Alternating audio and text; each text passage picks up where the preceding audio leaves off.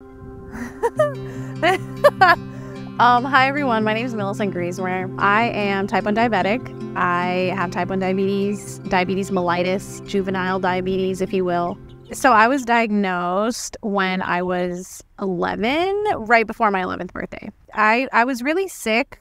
I don't know if it was like a year beforehand. I lost a lot of weight. I would drink water, pee it out immediately. Like it was bad. And like, it was very obvious that something was not right with me, but nobody really knew what was happening. It wasn't until my dad's cousin's daughter, so my second cousin, I guess, I don't know. Her dad posted on Facebook and said, "Hey everybody, like big news, like we just got a diagnosis of type 1 diabetes. This is what happened." He explained the story, the symptoms, and my dad read it and he was like, "Oh, that's exactly what's happening with Millicent." So I remember like very, very clearly my dad pulling me into, well, I think I was playing with one of my sisters in our room or something. And then he like pulled me out and he said, "Hey," and he sat me on his bed and he was like, "Hey, I think something's going on with you and we're going to go to the hospital." And I was just like, "Okay." So we went to like our doctor first, like our family physician. We went to her, she checked my blood sugar. It was really high. And she's like, "Yeah, no, that's not normal. Go to the children's hospital like right now." And on the way to the hospital, I think my parents told me like, or maybe the doctor told me, someone told me, "Hey, like, we think that you have diabetes." I had never heard this word before. I didn't know what it meant. I was like, I don't know what's happening. I was 10 years old. I was just like, okay, whatever. Like, great, let's go. Going to the hospital. And I think on the way to the hospital, I think my mom like started crying. I don't know, something, I don't really know. I don't remember, but it was very quiet in the car. It was just a little tense. And then I spent 3 days in the hospital and they threw a lot of big words at me for a 10-year-old. This was 3 days before my 11th birthday. So 11th birthday was kind of ruined, but whatever. It was really weird because there's a part of me that doesn't, like, I don't remember life before diabetes. I don't know what pre-diabetes was. I have memories from my life before I had diabetes, but I don't like remember what it was like to live without diabetes, which is really interesting to kind of reflect on because it's just such a part of my experience. And I struggled a lot. So I started out like on syringes. I'm so jealous. People who are like diagnosed now, this was 16 years ago. And now people are diagnosed straight. I think they're diagnosed straight onto the pump. I don't know.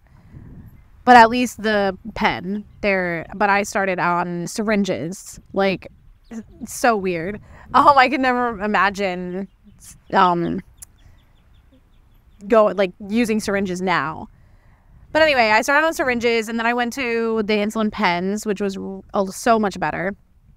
And then I was on the pens through high school and through college. So almost 10 years, which is really weird. I should have gone on to the pump, but I struggled a lot with identity. I didn't want to be attached to diabetes. I didn't want people to look at me and go, "Oh, hey, she's diabetic." Like, I don't know. And it was, yeah, so I didn't want to be attached to the illness. I didn't want it to be, I kind of rejected the idea that it was part of my experience, part of my life experience, part of who I was. So I resisted the pump. And then someone in my life at the time really, really encouraged me to go on the pump. And I'm very grateful to this person. And I started the pump in 2019. So it was 10 years or 10 or 11 years after I was diagnosed. I started on the pump and that changed my life. Everyone I talk to about it, they always ask, "How's the pump? Oh, how's the pump?" I was working out with my brother once at the gym and this guy was like, "Hey, are you diabetic?" And I go, "Yeah." And he's like, "Oh, I am too, but like I'm scared of using the pump because I work out a lot and I don't want like the site to like pull out or like it to hit something or like whatever. And I said, dude, it's life-changing. Do it. Like, get on the pump. Like, you can make it work. Like, you can easily, you can really do anything. Before the pump, you have what are called insulin pens. It just has a set amount of insulin loaded into it. And you put a like little disposable needle on the end of it, and then you just load up how much you want, stick the needle into you. There's a little plunger that pushes the amount of units that you loaded up, and then you're done. And then you take it out and you dispose the needle. But with this, it is able to give you a continuous flow. So the tube is now connected to me, and this pumps like a constant amount of insulin. So it really helps to kind of regulate your blood sugar. When you're not having that continuous flow of insulin, your blood sugar like spikes up and down a lot easier. And this particular one is really good. Like, this is the newest technology that Medtronic has put out. It's like the closest to automatically giving yourself insulin, because with the pump, it has the continual background flow, and then you have to put in how many carbs you're eating. And then it gives you like an extra dose for those carbs. But with this new technology, it's much more automatic. It's kind of able to sense, oh, your blood sugar is kind of like on the rise. Okay, let's give her insulin, like give her higher doses of insulin. So yeah, it's really awesome, and it just helps to regulate it. Yeah, so I got on the pump and it changed my life. My health, I didn't realize through college how bad it was. It like affected every area of my life, like my sleep, my moods, like how I was just feeling, everything. It's so weird. Like looking back, I think, wow, I was unwell in college. So anyway, but the pump really helped with all of that. It just really helped me control it better. It helps me to realize that this is something that kind of like I carry with me. Like, it's just, again, I mean, I said this a couple of times, but like, it's part of my experience. Like, it's there and it's going to be there for my whole life. And it sucks. Don't get me wrong. It's horrible. I hate it. But having the pump really just kind of makes it feel like it just makes it so much more manageable, and it makes it feel like I'm not like enslaved to diabetes. Like, it makes it feel like I deal with it, I manage it, and just kind of live life with it. But yeah, I mean, through the years, I've struggled a lot with mental health around diabetes, especially when I was younger, like when I was first diagnosed, just the weird dynamics of family, of siblings, like thinking it's contagious, like, hey, I don't want to catch diabetes from you, and just, just dealing with it, which is, I'm not mad at any of my siblings, but there's just like those weird feelings of like these new dynamics in a family of, okay, like you have this condition, you have this thing going on with you that we all have to pay attention to because it's your livelihood, it's life or death. Like, you have to pay attention to it. Things have to change. And so I did struggle a lot with my mental health kind of growing up with it through high school.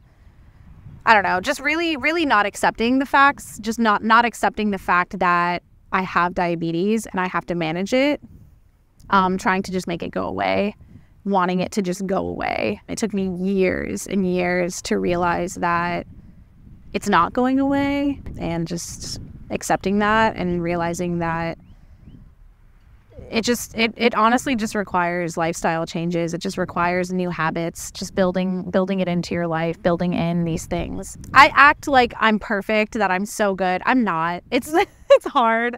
I don't do things perfectly. I'm not in peak health, but it's really just a journey. Just realizing that it's a part of who you are. It's a part of your experience, and you just have to learn how to live with it, honestly. I've gotten multiple times when people find out I'm diabetic, they say, oh, did you eat a lot of sugar when you were a kid? And I'm just like, okay, great. Like, that's not helpful. First of all, type 1 diabetes is not, you don't get it from eating a lot of sugar, from being overweight, like those things. That's more type 2 diabetes. Type 2 is more so, and I don't know exactly, I don't know all the medical things, but my understanding is that type 2 diabetes is more lifestyle. You're much more prone to get it when you're overweight, from a lot more sugar consumption, all of that stuff that people think all of diabetes is. But type 1 diabetes, it's most likely genetic. It's basically just the breakdown of your pancreas, and then your pancreas doesn't produce insulin, and then you have to take the artificial insulin. So that's where like the pump or the injections come in. You have to inject the artificial insulin yourself because your pancreas isn't doing that anymore. Whereas type 2 diabetes, I believe your pancreas is producing some insulin, but your body, either it's lower rates of insulin or your body doesn't really know that it's producing the insulin. It's kind of like this weird, again, I'm not like a medical professional. I don't know all the specifics. So that's kind of my understanding. And people always make the jokes. Oh my gosh, like don't eat too much sugar. This one time, this guy I went to this really weird doctor's office once. It was like, I lived in a tiny town. It was the only endocrinologist around. And this like older guy, he's there and he's like, you got diabetes? And I was like, yeah, like why else would I be here? And he's like, you're too thin to have diabetes. What are you doing here? I'm like, thanks. I wish I didn't have it. Like, thanks, I guess. I don't know. It's just so weird. But anyway, so yeah, so many people talk about, oh, you can't eat sugar. I can eat anything as a diabetic. I can eat anything I want.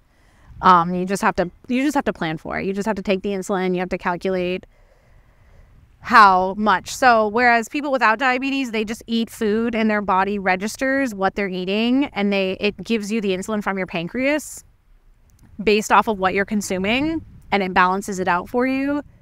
I have to manually do that. So like I have to manually calculate how much sugar, how many carbs am I eating, and then how much insulin do I need to counteract that so that the sugar amounts in my blood don't get too high. So basically I am my own pancreas. And people without diabetes, their pancreas just does it automatically. So it was actually really funny. I was sitting here in this park actually, and this girl walks by me and she sees like my pump tube. Sometimes like the tube is just out. When I first got the pump, I used to try to hide the tube so much, like the tubing, like, again, I don't want anybody to know I'm diabetic. Now I'm just like, I don't care. Like, who cares? So anyway, she saw it. She's like, are you diabetic?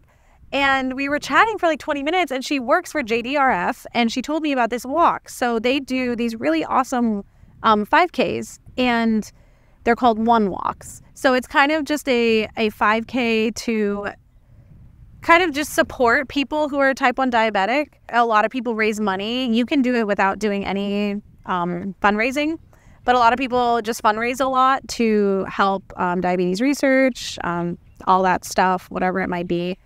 So yeah, it's so fun. And when I went, it was awesome because when I met the girl, she said the walk is next week.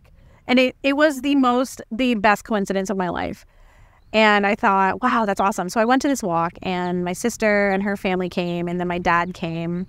It was so late notice, so I was really happy they could all come. And it was so beautiful to just be around other people that were diabetic. And they had us kind of separate into like, how many years have you had diabetes?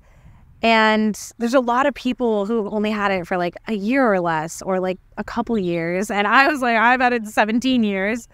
So I was like in the back of the line because they lined us up like in order.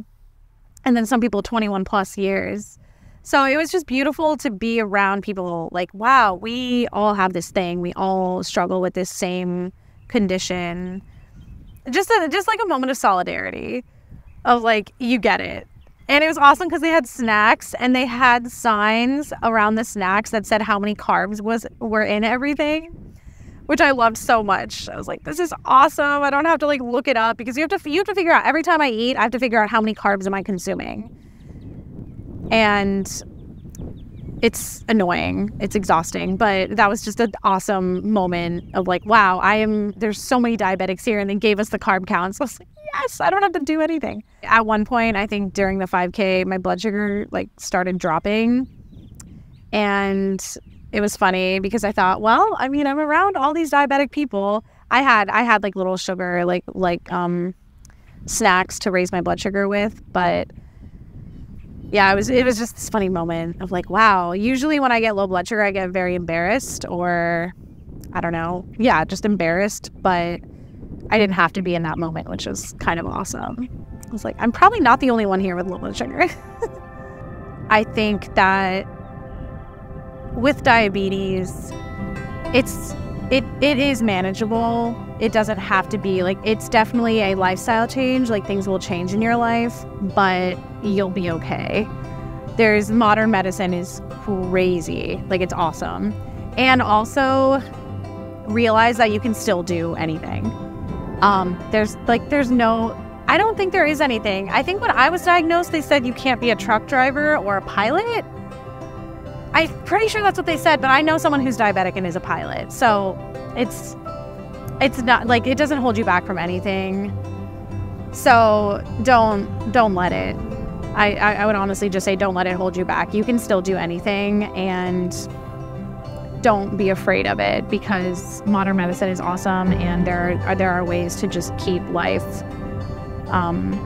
life going, and to just manage it and to stay healthy.